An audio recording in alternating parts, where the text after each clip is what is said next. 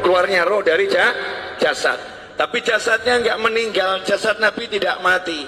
Baru jasadnya syuhada saja masih hidup. Sayyidina Hamzah radhiyallahu taala anhu setelah 40 tahun kuburannya digali karena mau dibuat jalur perairan, dipindah. Ada salah satu alat gali yang kena tubuhnya, jenazahnya. Setelah 40 tahun masih mengucurkan darah segar.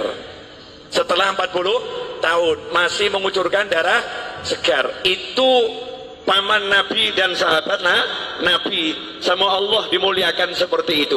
Apalagi Nabi Muhammad sallallahu alaihi wasallam.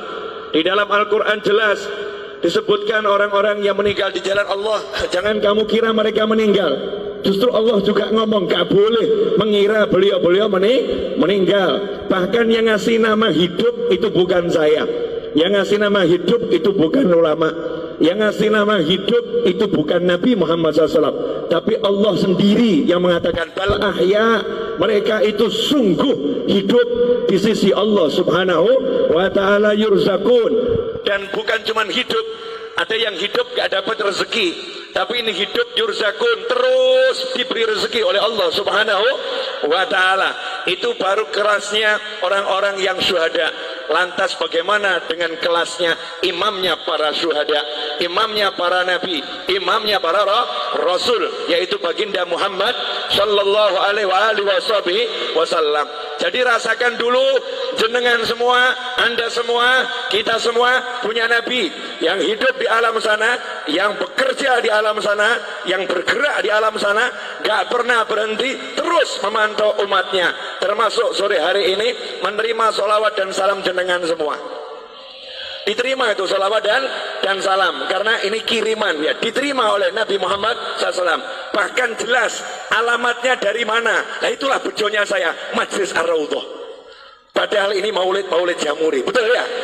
Nah tempatnya Majlis Ar-Raudhah, yang ngirim Jamuri ya. Yang ngirim Jamuri dan kawan-kawan semua dapat dicatat oleh Nabi Muhammad sallallahu alaihi wasallam. Nah kalau udah seperti itu, apa keuntungan yang didapat? Ini banyak orang yang lupa, banyak orang yang nggak paham, banyak orang nggak ngerti. Di zaman Nabi Muhammad SAW ada sahabat namanya Jabir bin Abdullah radhiyallahu taala anhu. Sahabat Jabir ini punya kebun kurma dan dia punya hutang kurma, kurma. Masalahnya utangnya sama Yahudi yang benci Nabi, benci Islam. Karena tidak setiap Yahudi benci. Ya, Yahudi itu bangsa. Istri Nabi Sayyidah Sofiyah juga seorang Yahudiyah. Yang dibenci itu adalah ajarannya Yahudi yang memusuhi Islam.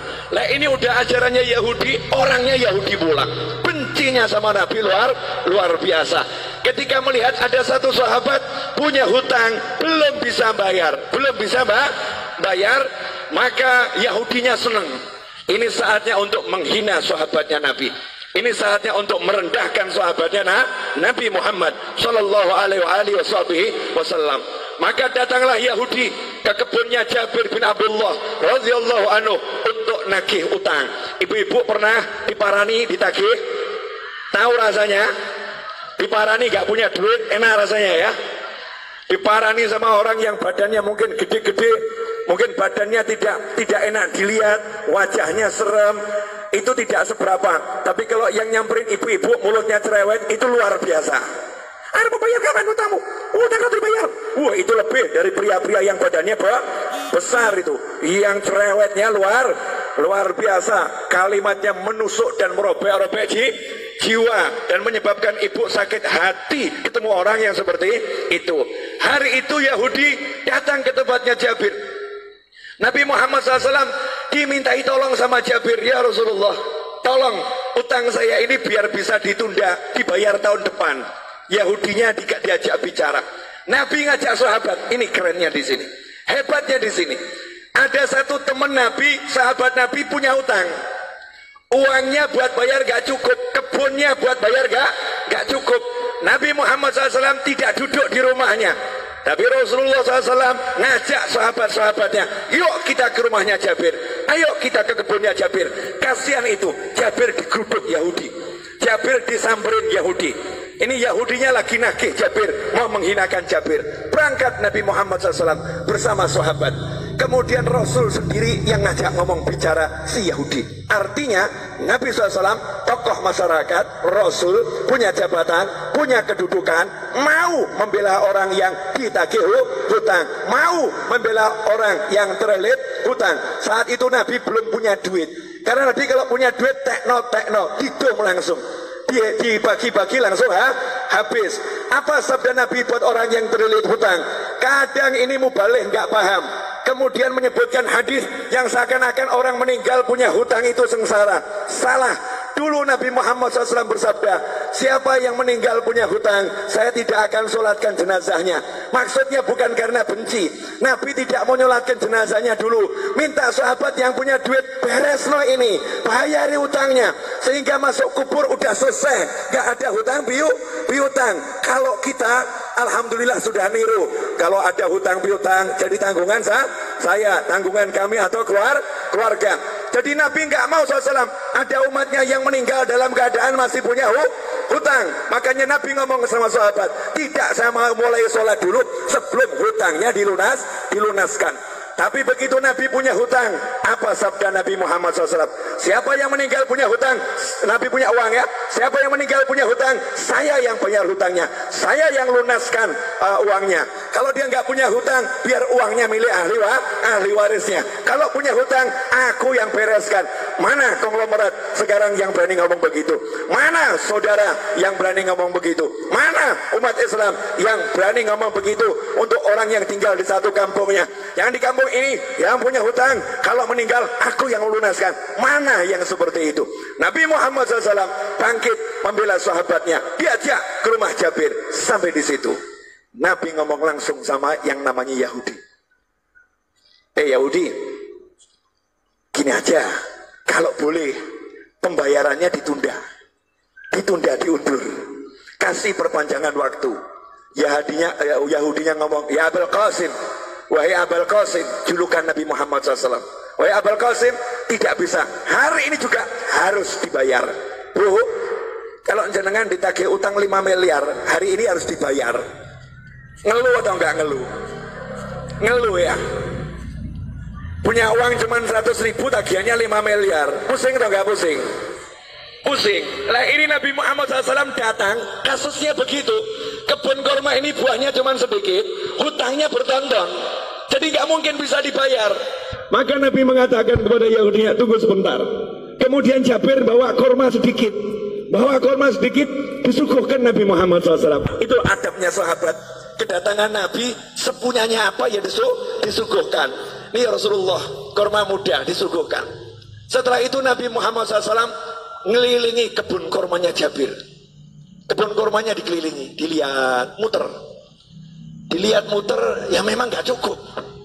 Jumlahnya buah kurma itu gak mungkin cukup untuk bayar. Maka Nabi SAW kemudian tanya sama Jabir, di mana biasanya kamu duduk-duduk di kebun kurma ini? Tempat yang biasa kamu gunakan untuk nongkrong. Kalau bahasa kita, gazebo-nya di mana? Ya, gazebo-nya di mana? Rasulullah tanya, di mana itu? Di sini ya Rasulullah. Saya biasa berteduh di sini. Ya udah, saya tak tidur sebentar. Bayangkan ini, ditagih hutang sama Yahudi, ditinggal tidur sama Nabi. Tiruan. Maksudnya apa? Utang nggak usah dipikirin. Yang nagih di depan ini ya, nggak dipikirin. Tinggal tidur Nabi Muhammad SAW. Ini nanti bisa dicek di Syarah Fathul Bari, Syarah Bukhari ya. Juga di kitab-kitab Syarah Bukhari yang lain. Tidur Nabi SAW, kemudian bangun, datangi lagi Yahudinya, karena masih maksa harus dibayar hari itu juga. Rasul berkata, gimana, bisa enggak ditunda dulu pembayarannya, kasih perpanjangan? Tidak bisa, harus hari ini. Ya sudah, Nabi SAW keliling lagi, tawaf, ngelilingi kebun kurma, ditawafi. Setelah selesai ditawafi, Nabi bilang sama Jabir, sudah sekarang kamu panen tuh kurmanya, bayarkan. Panen, bayarkan. Saya tidur dulu. Nabi tidur lagi. Asik ya? Tidur. Bangun tidur, Nabi nanya sama Jabir, gimana? Udah beres? Beres ya Rasulullah. Itu hutangnya kurma lunas semua. bahkan ini kurma saya nggak berkurang, panennya lebih banyak dari panen bertahun-tahun ini nggak masuk akal ya Rasulullah. Disitulah Nabi bersabda, asyhadu anni Rasulullah, aku bersaksi aku adalah Rasulullah.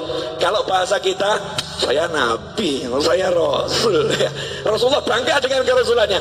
Aku bersaksi aku adalah Rasulullah. Shallu ala Nabi, Allahumma shalli wa sallim alaihi. Pelajarannya apa? Pelajarannya banyak, tapi saya mau garis bawahi satu. Nah, kamu kalau ada masalah, nabimu mau buang mau. Kamu punya masalah, nabimu kamu singkirkan. Kamu punya masalah seperti nggak punya nabi. Sahabat ada masalah punya nabi. Sahabat ada masalah tahu punya Rasul. Makanya yang ngomong sama nabinya, ngomong sama Rasulnya. Nah, kalau sudah jadi sahabatnya Nabi, jadi temannya Nabi SAW, kalau punya masalah, Nabi selesaikan. Nah, kenapa kita sekarang ada masalah nggak selesai-selesai? Nggak pernah menjadikan Nabi sebagai teman, nggak pernah menjadikan Nabi sebagai sahabat. Beda dengan para kiai dan habib-habib tempo dulu. Habib dan kiai tempo dulu itu tidak pernah mengajarkan pakailah pakaian dengan tangan kanan, melepas dengan tangan kiri. Nggak seperti itu.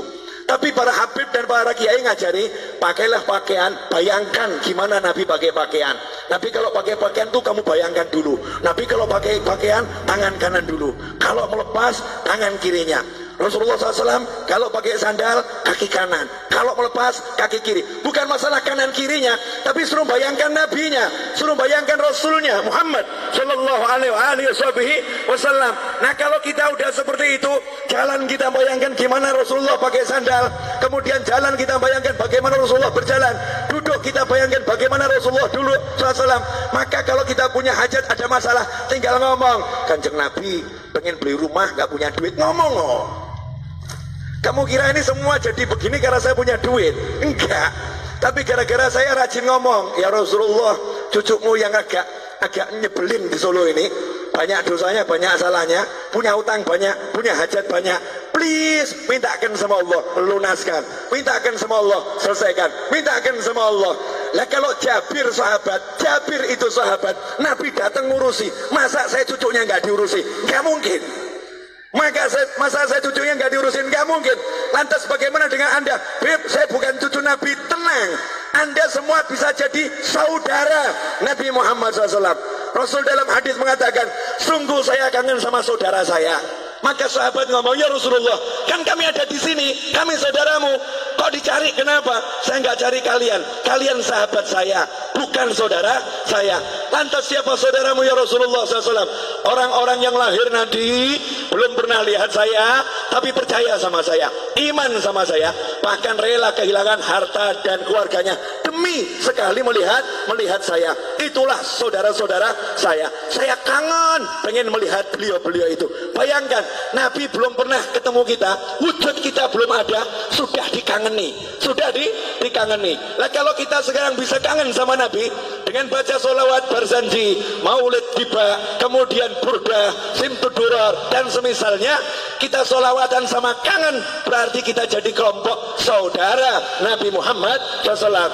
Dan saudara sama saudara itu pasti saling membela, pasti saling mendukung. Kalau udah begitu, kamu punya masalah, insya Allah nggak punya masalah. Saya punya masalah, insya Allah nggak punya masalah. Kenapa?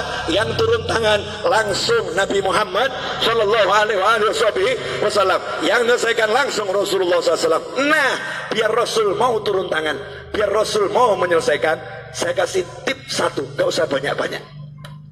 Mau Bu? Wani piro? Ya karena ini urusannya urusan masalah. Banyak orang zaman sekarang kan penuh masalah, bingung solusi. Gampang. Ilmunya orang tua. Pegang tasbih, baca nariyah 4.444 kali. Pegang tasbih, baca munjiah 1.000 kali. Solawat, pegang solawat, solawatin masalahmu. Ada orang ngomong, Beb, ini kan urusan dunia, masa solawat dipakai urusan dunia? Loh, kamu tuh masa urusan dunia mau pakai apa kalau nggak pakai takwa? Urusan dunia itu diraih dengan takwa. Kamu punya hajat pengen kabul harus doa, doa nggak pakai sholawat nggak diterima sama Allah. Sehebat apapun orangnya doa nggak pakai sholawat nggak diterima sama Allah Subhanahu wa Ta'ala. Sehebat apapun orangnya sholat nggak pakai sholawat nggak diterima sholatnya oleh Allah Subhanahu wa Ta'ala. Sehebat apapun orang khutbah Jumat nggak pakai sholawat nggak diterima oleh Allah Subhanahu wa Ta'ala. Kalau hidupmu nggak ada sholawat nggak diterima oleh Allah Subhanahu wa Ta'ala. Dan kalau kamu hanya ingat Allah nggak mau ingat Nabi Muhammad SAW, Islammu ditolak oleh Allah Subhanahu wa Ta'ala. Sebelum minta apapun suruh mengedepankan Allah Rasulullah, Allah Rasulullah.